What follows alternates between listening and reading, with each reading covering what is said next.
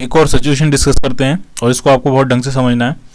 इसमें एक वेज है, वेज से एक पुली कनेक्ट की हुई है और एक स्ट्रिंग जो है वो वेज से ही कनेक्ट होकर दो पुलीज के ऊपर से पास करके और वेज वाली पुली से के ऊपर से आते हुए एक ब्लॉक से कनेक्ट है। ठीक है, ये ब्लॉक है बी। अब इसका मूवमेंट कैसा होगा? इसमें मूवमेंट ऐसा होगा कि ब्लॉक वी नीचे की तरफ स्लाइड करेगा और ये जो वेज है ये आगे की तरफ मूव करेगा। ठीक है, क्योंकि इस पर फोर्स इस तरफ लग रहा होगा टेंशन टी का, इधर इस यहाँ से भी लग रहा है टेंशन टी का हॉरिजॉन्टल डायरेक्शन में फोर्स। ये जो पुली है ये वेज के साथ ही फिक्स्ड है, यहाँ पे ही फिक्स्ड है ये। ठीक, वेज का ही पार्ट है ये पुली। ठीक है, तो जब ये ब्लॉक नीचे की तरफ मूव करेगा तो ये ए जो ब्लॉक, ये जो वेज है वो आगे की तरफ मूव करेगा। ठीक है, तो इनके आपको एसलेशंस बताने। ठीक है, तो मैंने मान लिया कि ए का एसलेशन फॉरवर्ड डायरेक्शन में है, कुछ नाम दे देते हैं A1। ठीक, और बी जो है वो नीचे की तरफ मूव करेगा किसी एसलेशन से। ठीक है, लेकिन आप ये देखो बी जब नीचे मूव कर रहा है तो वो ए के साथ साथ आगे भी तो मूव कर रहा है, क्योंकि ए और बी के बीच में यहाँ पे ये कॉन्टैक्ट है, इनके बीच में कॉन्टैक्ट फोर्स नॉर्मल रिएक्शन लग रहा होगा, बी पे इस तरफ लग रहा होगा, ए पे इस तरफ लग रहा होगा। तो ये आपको देखना है जब बी नीचे स्लाइड करेगा तो ये जब ए आगे मूव करेगा तो ए के साथ साथ बी भी कहाँ मूव करेगा? आगे की तरफ मूव करेगा। यानी बी के दो एक्सेलरेशन होंगे, एक वर्टिकली डाउनवर्ड डायरेक्शन में होगा और एक आगे की तरफ होगा। ठीक है, वर्टिकली डाउनवर्ड डायरेक्शन का मैंने मान लिया A2 और फॉरवर्ड डायरेक्शन में जो एक्सेलरेशन होगा वो वही होगा जो कि ए का एक्सेलरेशन है, क्योंकि वो ए के साथ कांटेक्ट में बना हुआ है। ए जितना आगे स्लाइड करेगा बी भी उतना आगे स्लाइड कर जाएगा, यानी इस डायरेक्शन में जो बी का एक्सेलरेशन होगा वो A1 के बराबर होगा। ठीक, इसमें अगर हम टेंशन डिस्ट्रीब्यूट करें तो टेंशन टी अगर हम माने, इसमें टेंशन टी, यहाँ पे टेंशन टी, ये टेंशन टी, यहाँ पे टेंशन टी, यहाँ पे टेंशन टी, इन सारी जगह टेंशन, एक ही स्ट्रिंग है पूरे में और यहाँ पे भी टेंशन टी। ठीक है, तो एक इंपॉर्टेंट बात यह है कि A1 और A2 यानी दोनों ऑब्जेक्ट्स ए वेज और ब्लॉक के एक्सेलरेशन के रिलेशनशिप यानी कांस्टेंट रिलेशन फाइंड करने के लिए अब आप यहाँ पे टेंशन ट्रिक का यूज नहीं कर सकते। क्यों नहीं यूज कर सकते? टेंशन ट्रिक क्या कहती है? Summation T dot A equal to 0। और इसका कंसेप्ट ये होता था कि सिस्टम का जो इंटरनल फोर्स होता है उसका वर्क डन 0 होता है। अब इस केस में सिचुएशन ये है कि इंटरनल फोर्स सिर्फ टेंशन नहीं है, इसमें एक और इंटरनल फोर्स सिस्टम में अपीयर हुआ है, वो है ए और बी के बीच में लगने वाला ये नॉर्मल रिएक्शन। क्लियर? तो अब अगर आप देखोगे तो अब सिस्टम में सिर्फ टेंशन इंटरनल फोर्स नहीं है, अब जो इंटरनल फोर्स है वो टेंशन भी है और नॉर्मल रिएक्शन भी है। ठीक है, तो इसलिए अब हम टेंशन ट्रिक का यूज यहां पे नहीं करेंगे। ठीक है, हम कॉमन सेंस लगाएंगे, सिंपल। ठीक है, जरा ढंग से समझो। अगर मान लिया ए वाला जो वेज है वो मूव कर रहा है x1 आगे की तरफ, ठीक, या x आगे की तरफ मान लिया ये मूव कर रहा है, ए वाला ब्लॉक, ए वाला वेज x आगे की तरफ मूव कर रहा है, तो x स्ट्रिंग यहां से रिलीज हो जाएगी। ठीक है, क्योंकि ये वाला जो एंड है वो भी x आगे मूव कर जाएगा, तो x स्ट्रिंग तो यहां से रिलीज हो जाएगी। ठीक, अब आप जरा इस पुली को देखो, ये वाली पुली भी इस वेज के साथ फिक्स्ड है। जब वेज x आगे मूव करेगा तो ये पुली भी x आगे मूव कर जाएगी, यानी x स्ट्रिंग इस आर्म से फ्री हो जाएगी यहां से। यानी कितनी स्ट्रिंग फ्री हो जाएंगी? 2x। तो ये जो ब्लॉक है ये कितना नीचे मूव कर जाएगा? 2x। यानी अगर a वाला वेज x आगे मूव करता है तो b वाला ब्लॉक 2x नीचे मूव कर जाएगा। यानी A2 जो नीचे का एक्सेलरेशन होगा b ब्लॉक का वो 2 टाइम्स A1 के बराबर होगा। Simple common sense. ठीक, क्लियर? ठीक है, अब जरा आप देखो इनकी इक्वेशंस को। ठीक है, तो अगर मैं वेज की इक्वेशन बनाऊं तो वेज पे क्या क्या फोर्स लग रहे होंगे? इसका वेट नीचे की तरफ लग रहा होगा और यहां से एक और नॉर्मल रिएक्शन लग रहा होगा N1। उसको हम काउंट करेंगे नहीं, क्योंकि जो वेज का मोशन है वो हॉरिजॉन्टल डायरेक्शन में है, यानी वर्टिकल डायरेक्शन में, तो इस पर नेट फोर्स 0 होगा ही होगा। ठीक है, वेज का कुछ मास मान लेते हैं,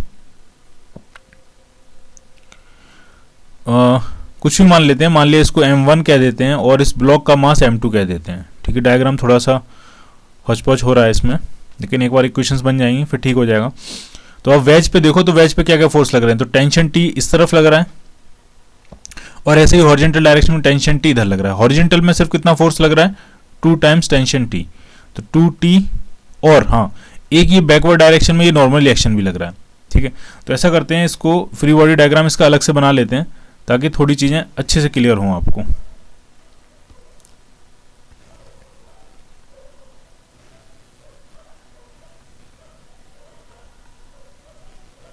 पुली भी उसी का पार्ट है, तो पुली को भी ड्रॉ करेंगे। ठीक, अब जरा इस पे सारे फोर्सेस दिखाते हैं। ठीक है, अब आपको ढंग से देखना है इसमें। देखिए एक टेंशन टी तो यहाँ लग रहा है, टेंशन टी, एक टेंशन टी इसमें नीचे की तरफ लग रहा है, टेंशन टी, एक टेंशन टी यहाँ से लग रहा है, देखते जाओ आप, टेंशन टी। ठीक, ठीक है, बाकी यहाँ से ये नॉर्मल रिएक्शन लग रहा है, ये नॉर्मल रिएक्शन लग रहा है एन। ठीक, ये किसका नॉर्मल रिएक्शन है? Normal reaction exerted by block on the ways. ठीक, ब्लॉक और वेज के बीच का ये कांटेक्ट फोर्स है, इंटरनल फोर्स है सिस्टम का। ठीक, बाकी इसका वेट लग रहा होगा, अगर m1 हमने इसका मास माना तो वेट लग रहा होगा m1g। ठीक, और ग्राउंड से एक और नॉर्मल रिएक्शन लग रही होगी, उसको नाम n1 दे देते हैं। ठीक है, इतने सारे फोर्सेस इस वेज पे लग रहे हैं। ठीक है, वर्टिकल डायरेक्शन की अगर हम इक्वेशन लिखें तो वर्टिकल डायरेक्शन में कोई मूवमेंट नहीं है, कोई एक्सेलरेशन नहीं है, तो वर्टिकल डायरेक्शन में नेट फोर्स 0 होगा, तो net upward force equal to net downward force होगा। डाउनवर्ड फोर्स कितना लग रहा है? एक तो m1g लग रहा है, एक ये टेंशन t लग रहा है, और अपवर्ड फोर्स कितना है? n1। तो इक्वेशन क्या बन जाएगी? m1g plus tension t is equal to n1। Clear?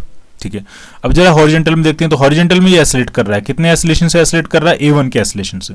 तो हॉरिजॉन्टल में नेट फोर्स कितना लग रहा है? तो टेंशन t और माइनस n। फॉरवर्ड डायरेक्शन में कितना फोर्स है? t और t 2t, और बैकवर्ड डायरेक्शन में कितना है? n। तो नेट फोर्स कितना हो जाएगा? 2t minus n is equal to mass m1 और एसिलेशन कितना है? a1। क्लियर? दो इक्वेशन इसकी बन गई। अब जरा हम बनाते हैं उस ब्लॉक की इक्वेशन। ठीक,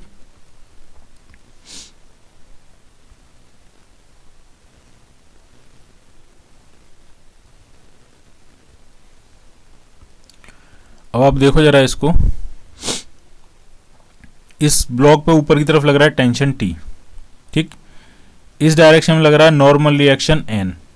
ठीक, और इसका वेट m2 अगर मास माना है तो m2g जो वेट है वो इस तरफ लग रहा हो, नीचे की तरफ। ठीक है, अब इस ब्लॉक का एक्सेलरेशन हॉरिजॉन्टल डायरेक्शन में भी है, वर्टिकल डायरेक्शन में। हॉरिजॉन्टल डायरेक्शन में कितना एक्सेलरेशन है? a1, और वर्टिकल डायरेक्शन में कितना एक्सेलरेशन है? a2। तो दो इक्वेशन बनेगी। हॉरिजॉन्टल डायरेक्शन की इक्वेशन क्या बनेगी? तो हॉरिजॉन्टल में सिर्फ एक ही फोर्स लग रहा है, क्या? Normal reaction n। तो n इज इक्वल टू हो जाएगा m2a1, क्योंकि हॉरिजॉन्टल डायरेक्शन में एक्सेलरेशन उसका कितना? a1। अब जरा वर्टिकल का देखते हैं, तो वर्टिकल में डाउनवर्ड कितना लग रहा है? m2g, ऊपर कितना लग रहा है? Tension t। नेट फोर्स कितना होगा? m2g minus tension t is equal to mass m2 into acceleration कितना है? a2। दो इक्वेशन ये बन गई, और एक कंस्टेंट रिलेशनशिप कॉमन सेंस की इक्वेशन है, एक हॉरिजॉन्टल a1 और a2 के बीच में रिलेशनशिप ये मिल गई आपको। ठीक है, तो टोटल कितनी इक्वेशन है? टोटल आपके पास 5 इक्वेशन है। अननोन जरा काउंट करते हैं, तो एक है a1, एक है a2, एक है टेंशन t,